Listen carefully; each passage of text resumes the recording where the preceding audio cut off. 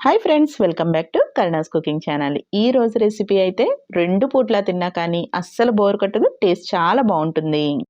Summer start అయిపోయినట్టే కదండి. మనకి సింపుల్గా తయారు చేసుకోవాలి, టేస్టీగా ఉండాలి అనుకుంటే ఇలాంటి రెసిపీస్ చూడండి. లంచ్కి అయితే చాలా బాగుంటుంది. మన కరుణాస్ కుకింగ్ ఛానల్లో మిరియాల రసం, టొమాటో రసం లాంటివి వెరైటీస్ తయారు చేశాను కదా.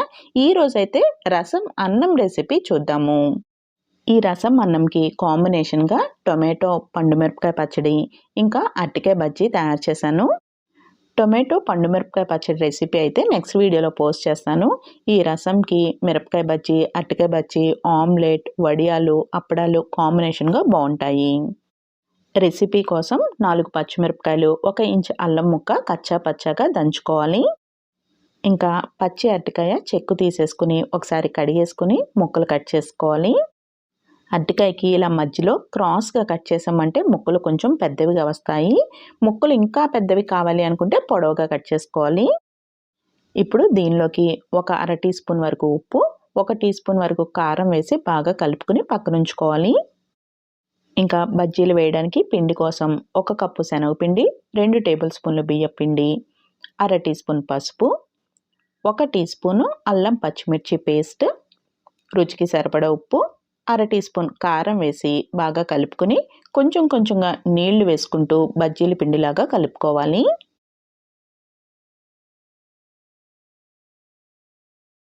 పిండి కన్సిస్టెన్సీ ఈ విధంగా ఉండాలి.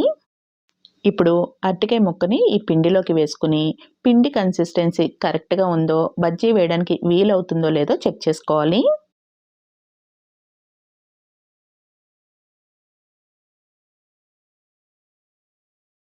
ఇప్పుడు బాండీలో నూనె వేడి చేసుకుని అరటికాయ బజ్జీల్ని వేసేసుకోవాలి. శనగపిండి మనం ఆడించుకున్న పిండి అయితే చక్కగా పొంగుతాయి.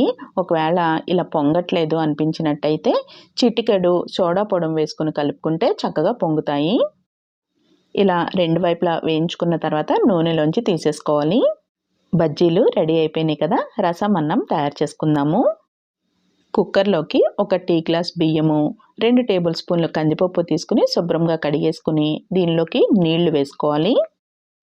ఇప్పుడు దీనిలోకి 1 గ్లాసు బియ్యం తీసుకున్నాం కాబట్టి 2.5 గ్లాసులు నీళ్లు తీసుకోవాలి. ఇంకా పావు టీ స్పూన్ పసుపు కూడా వేసుకోవాలి. ఇంకా దీనిలోకి రుచికి సరిపడా ఉప్పు, 1 టీ స్పూన్ ఉప్పు వేస్తున్నాను. 1 టీ స్పూన్ కారం వేసుకోవాలి. హాఫ్ టీ స్పూన్ జీలకర్ర, హాఫ్ టీ స్పూన్ మిరియాలు, 1 టీ స్పూన్ ధనియాలు, ఇంకా 4 వెల్లుల్లి రెమ్మలు ఇలా దంచుకుని వేసుకోవాలి. ఇంకా 1 టీ స్పూన్ వరకు రసం పొడి వేసుకోవాలి. ఇంకా మీడియం సైజ్ టొమాటో ఒకటి చిన్న ముక్కలు కట్ చేసుకుని వేసుకోవాలి. నా దగ్గర చెర్రీ టొమాటో ఉంటే వేస్తున్నాను. ఇంకా మీడియం సైజు ఉల్లిపాయ కూడా చిన్న ముక్కలు కట్ చేసుకుని వేసుకోవాలి.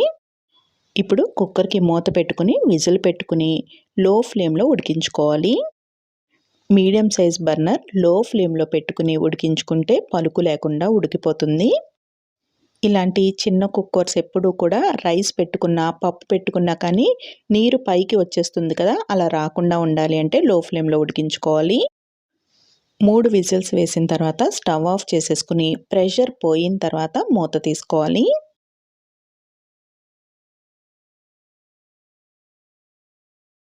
అన్నం వేడిగా ఉన్నప్పుడే గరిటతో మెత్తగా నలుపుకోవాలి. ఇప్పుడు దీనిలోకి ఒక చిన్న నిమ్మకాయ సైజు చింతపండుని నానబెట్టుకుని రసం తీసుకుని వేసుకోవాలి. చింతపండు రసం మరీ చిక్కగా కాకుండా కొంచెం రసం చేసుకోవడానికి వీలుగా ఉండే విధంగా పల్చగానే ఉండాలి. అన్నంలో చింతపండు రసం వేసిన తర్వాత ఒక 5 నిమిషాల పాటు మీడియం ఫ్లేమ్లో పెట్టుకుని ఉడికించుకుంటేనే రసం రైస్ టేస్ట్ బాగుంటుంది. ఇంకా చింతపండు పచ్చి వాసన కూడా పోతుంది. చింతపండు పులుసు వేసిన తర్వాత కన్సిస్టెన్సీ ఇలా ఉన్నది. మనం ఇంకొక 5 నిమిషాలు ఉడికించుకుంటాం కాబట్టి కొంచెం నీళ్లు కూడా వేసి కొంచెం పల్చగా కలుపుకోవాలి. ఇలా పల్చగా చేసుకుంటే ఉడికిన తర్వాత కొంచెం చిక్కబడుతుంది.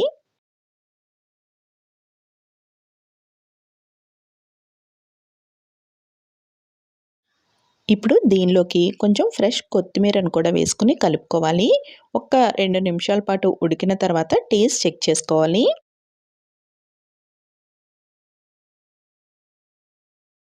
నాకు సాల్ట్ కొంచెం తక్కువగా అనిపించింది, అందుకని కొంచెం సాల్ట్ వేసి కలుపుతున్నాను. మీ టేస్ట్కి తగ్గట్టుగా సాల్ట్ వేసుకొని కలుపుకోవాలి. కారం తగ్గినట్టయితే పోపులో కొన్ని ఎండుమిరపకాయలు ఎక్కువ వేసుకుంటే సరిపోతుంది. ఇలా కొంచెం దగ్గరికి పడిన తర్వాత పోపుని రెడీ చేసుకుందాము.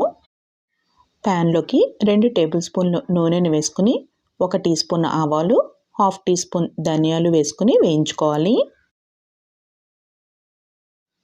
ఇంకా 2 లేక 3 ఎండుమిరపకాయలని చిన్నగా తుంచుకుని వేసుకుని వేయించుకోవాలి. ఎండుమిరపకాయలు కొంచెం దోరగా వేగిన తర్వాత స్టవ్ ఆఫ్ చేసేసుకుని కరివేపాకు కూడా వేసుకుని వేయించుకోవాలి. ఇప్పుడు వేడి పోపుని వేడి రసం అన్నంలోకి వేసేసుకోవాలి. పోపు వేసిన వెంటనే ఒకసారి గరిటతో కలుపుకుని మూత పెట్టేసుకుంటే ఆ పోపు వాసన అంతా కూడా అన్నంకి చక్కగా పడుతుంది. సింపుల్గా రసం రైస్ రెడీ అయిపోయింది. మరి ఈ రెసిపీ మీకు నచ్చినట్టయితే కరుణాస్ కుకింగ్ ఛానల్ని సబ్స్క్రైబ్ చేసుకోవడం మర్చిపోకండి. వేడిగా రసం రైస్లోకి అరటికాయ బజ్జీ తయారు చేసేసుకున్నాం కదా. టొమాటో పండుమిరపకాయ పచ్చడి నెక్స్ట్ వీడియోలో చూద్దాము. Thank you for watching Karuna's cooking channel.